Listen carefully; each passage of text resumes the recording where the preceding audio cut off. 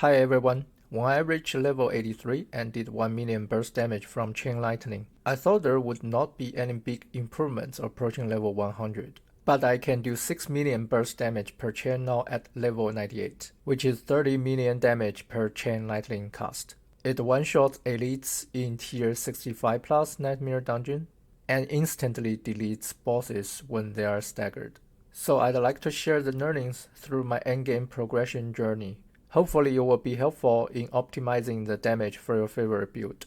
I'll also put a few tips at the end of the video on addressing the pain points of Sorcerer's Nuke cooldown being too high. I'll start with the damage basics. For a quick recap, the way I did 1 million damage was a combination of stun, freeze and vulnerable, and immobilize. And with all the aspects and skills, I was able to achieve around 180,000% damage. Check the pinpoint if you are interested in the full details. To simplify the calculation and give a bit more context, I had 600% damage to bucket, 330% crit damage bucket, 250% vulnerable damage bucket, and 170% intelligence bucket. This was one of my rings.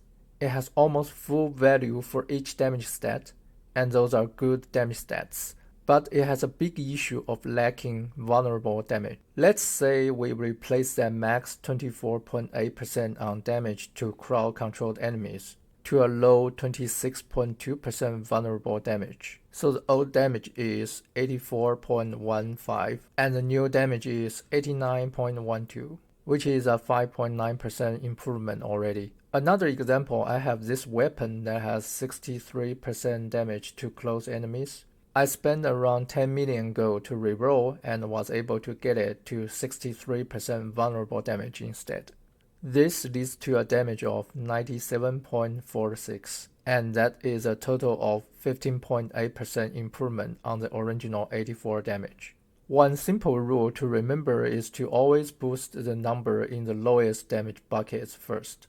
As we are doing this x multiply y formula, assuming x is smaller than y and a constant k is a stat, adding k to x will be larger than adding k to y. And for Sorcerer, the lowest buckets are intelligence, vulnerable damage, and crit damage. So always prioritizing vulnerable damage on weapon and rings, get intelligence on weapon, get crit chance and crit damage on rings, and minimize damage to stats on weapons and rings. Why? Because all these categories are damage to bucket that are additive. And the Paragon board gives tons of numbers to the damage to bucket, including glyphs and rare and magic nodes. One note for min-maxing glyphs is to follow the same rule to put glyphs on vulnerable damage and crit damage on the most dexterity board, which is the burning board and the crackling energy board, since these two damage buckets have the lowest number. Now at level 98, I have 6 glyphs and upgraded most of them to level 21, plus taking a few extra rare and magic nodes for further stunning and non-physical damage. That I have a total of 764.7% for the damage to bucket. I have 386.6% for the vulnerable damage bucket as I updated my weapon and rings and upgrading the tactician glyph level. I have 362.5% for the crit damage bucket. Also, I got another around 180 intelligence from progressing the Paragon board. Aspect-wise, I replaced accelerating to retribution for more efficient mana usage and higher burst damage, and replaced Prodigy with Expectant as the enchanted Rayman teleports generate enough mana that I can take further advantage of running basic skills for even better supporting. Finally, getting Elemental Dominance on skills for another 9% improvement.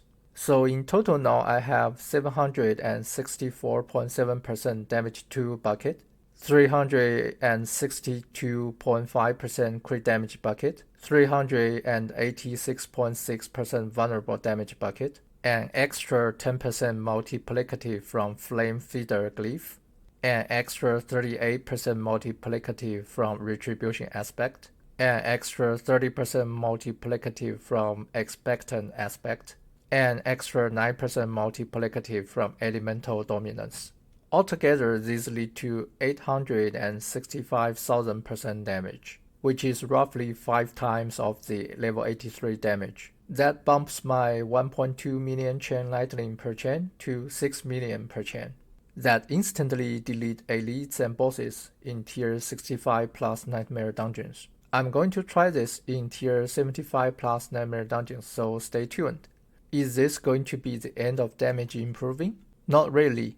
I'm waiting for a high value control aspect so that I can use it on the two-handed weapon for 70% and switch retribution on the amulet and conceded on the gloves. In this way, I will have another roughly 40% damage increase.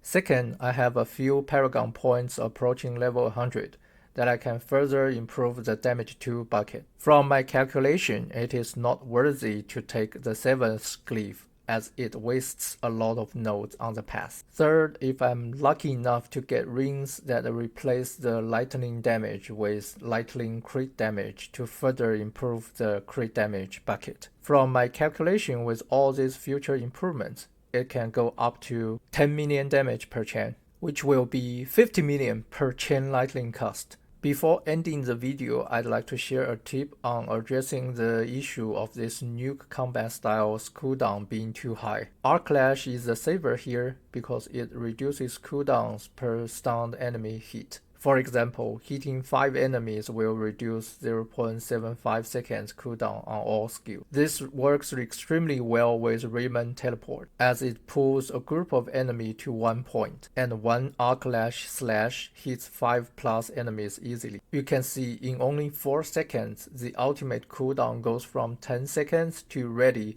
with both Arc Lash and overflowing energy. So it can be used to greatly reduce the Teleport, Frost Nova, and Flame Shield Nuke cooldowns and use it once every couple of seconds. But I only recommend using Arc Lash instead of Spark if you have more than 35% base crit chance, because if it doesn't crit, it will only deal roughly 1/10 of the damage. Use Spark to help the Nuke crits first otherwise. Hope these learnings help you improve the damage for your favorite build in the endgame.